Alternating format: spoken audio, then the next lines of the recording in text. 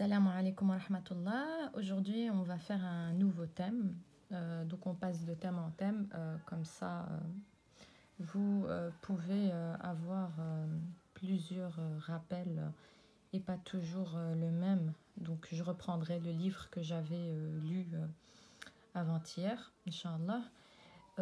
Mais on va passer donc à ce qui est le plus important et que pas beaucoup de gens prêtent attention donc à ça, donc les ruses de Satan, donc d'Iblis, na'natullah alayh.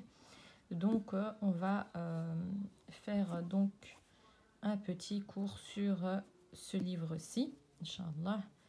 Et n'oubliez pas, aujourd'hui c'est Jumu'ah, de lire votre Surat al-Kahf en entier pour les courageuses et les courageux.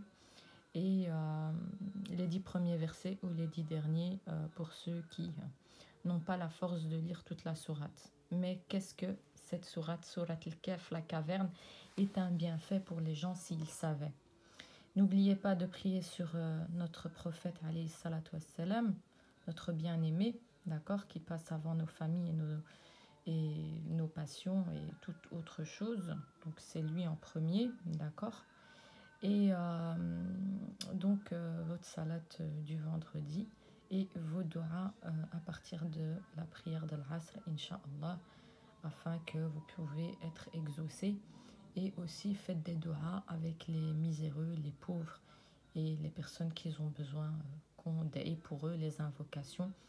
Car si nous, on n'invoque pas pour eux, Allah ne changera pas leur état.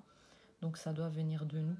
Et puis ça viendra d'Allah Azza wa Jal, qui verra donc notre bonté et humanité et notre comportement et notre envie que nos frères soient réellement sauvés et pas, Inch'Allah, dans l'hypocrisie, car on peut faire des invocations, mais après, il y en a qui s'en foutent royalement de ce qui se passe réellement sur cette terre et qui retournent donc à leur distraction sans pour autant mettre ça réellement dans leur cœur pour que l'invocation soit exaucée. N'oubliez pas, pour qu'une invocation soit exaucée, Inch'Allah, bi'idnillah, il faut être sincère.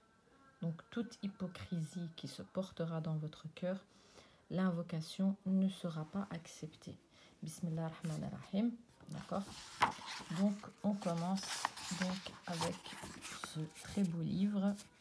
Je vous avais dit, lisez, instruisez-vous, ne restez pas de jour en jour sans science islamique. Lisez, soyez, ayez soif d'apprendre en fait, c'est ça que je veux dire, voilà.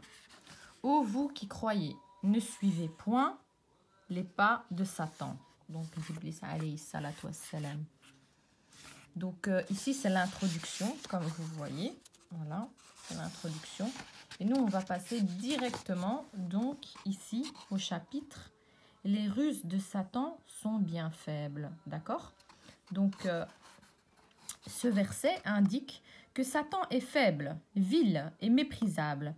Et lorsque l'homme le fait fuir en disant « Au nom d'Allah », Satan se rabaisse au point de devenir aussi insignifiant qu'une mouche.